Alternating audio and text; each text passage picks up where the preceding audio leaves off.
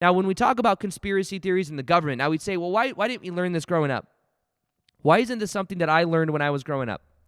Well, what if there's a agenda of the people, not necessarily the government, but behind the government? The government's kind of, I think, kind of like a puppet show in a way.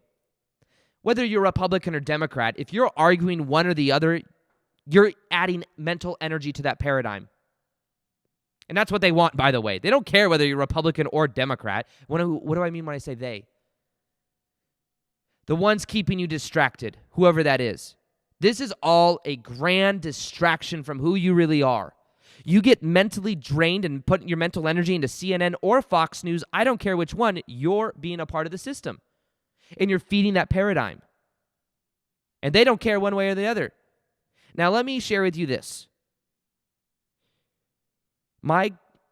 This is a little bit like, I'm going to share this. My grandpa, who I have known my whole entire life,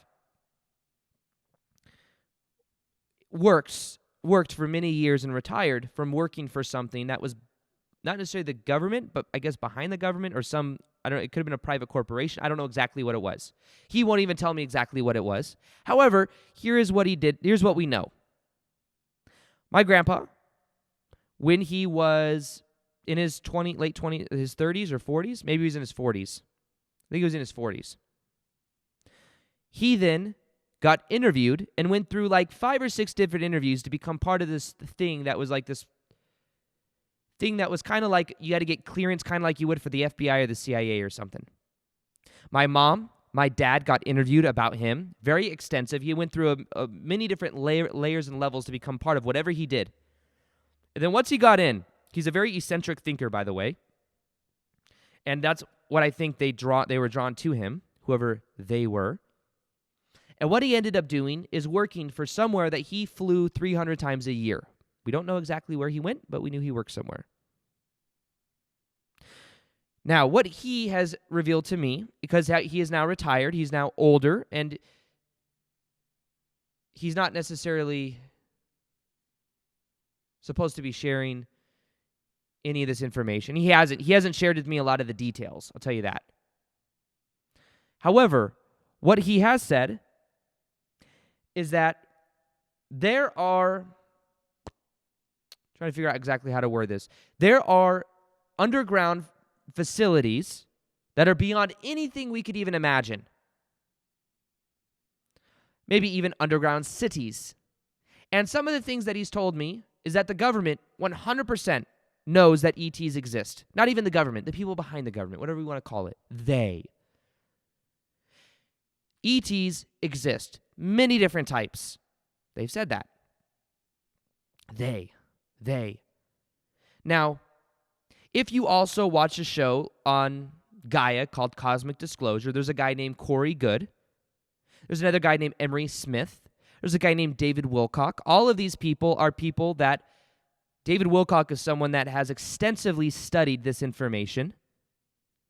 And he has talked to many, many, many different whistleblowers, all of which have had some type of experience with something similar to what my grandpa went through, some type of classified information that he can't share. So he hasn't shared with me a lot of the juicy stuff. However, he has shared that the government, the people behind the government, whatever, they know for 100% fact that ETs exist, and there's some type of suppression around us understanding this. Now, I normally wouldn't necessarily just jump in and be like, this is amazing, all this information. But I was listening to this through and hearing about this through the Law of One, who talks about and says that people behind the government have known that ET technology, they've literally the reason we have TV and the internet the way we do at this level of our evolution is because there have been reverse engineered technology that is, think about the huge jump that we had from back in the day, back in the 1900s, to then having television sets. Now, internet. And think about how magic it would be if you were telling someone in the 1900s that you could talk into a box and this little box thing and then talk to someone on the other side of the world within seconds. And that you could find out information at the tip of your fingers within seconds. They would think that you were some type of magician or some type of crazy person. Yet, we do it every single day now.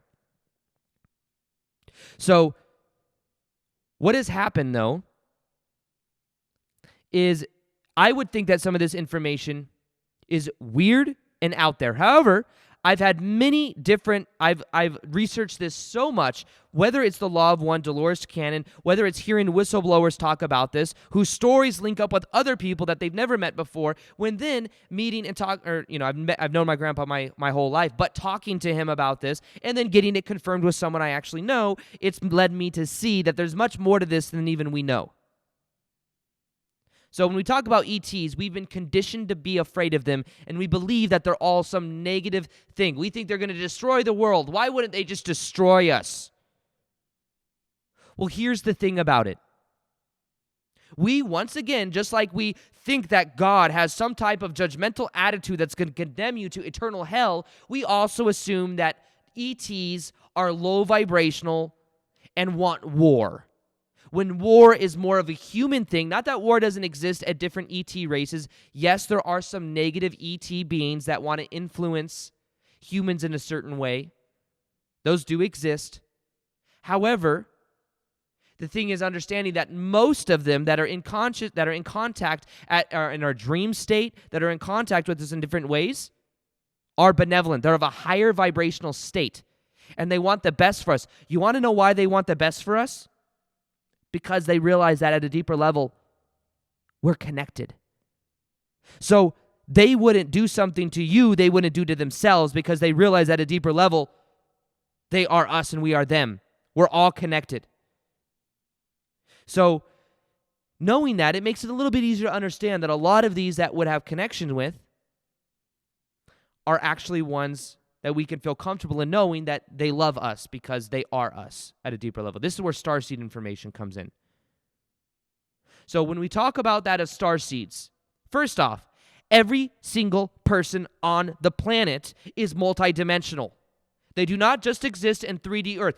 Our souls are so vast that what we do is we split ourselves off into different incarnations to have certain type of experiences where we then bring these experiences back to a larger part of ourselves.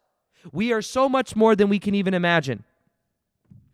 So the thing with starseeds is sometimes there's a trap with starseeds, because then you say, I'm a starseed, I'm special, and no one else is special, and like as if everyone else isn't multidimensional. Everyone on the planet is multidimensional. Everyone has existences in different realities beyond just Earth. Imagine you're this large, huge spiritual being, and you only have your eggs in one little basket on Earth. It's an amazing, beautiful basket.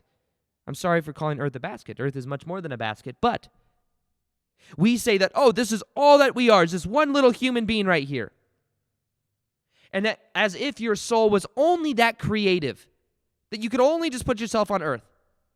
When in actuality, you have a life on Earth, you have a life in different existences, in different higher realities. You don't just exist in the third, fourth density. You exist at higher densities as well.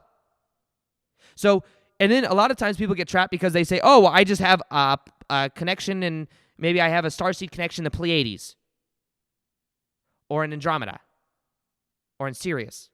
You have many, many different connections. Which ones are relevant for right now are going to be the ones you connect to. All right, what you just saw was a very small clip of the whole entire episode. And if you'd like to listen to the episode, all you got to do is click the link in the top of the description box. I do episodes every Tuesday and Friday. There's over 100 other episodes over there on the podcast, and they're completely free to listen to. So that's where I'm putting a lot of my energy these days. That's where I am really enjoying having a lot of fun, also going very deep on metaphysical, esoteric concepts that I normally don't share on YouTube. So click below, check out the rest of the episode, and I look forward to hearing what you think about it. With that being said, peace, much love, and namaste.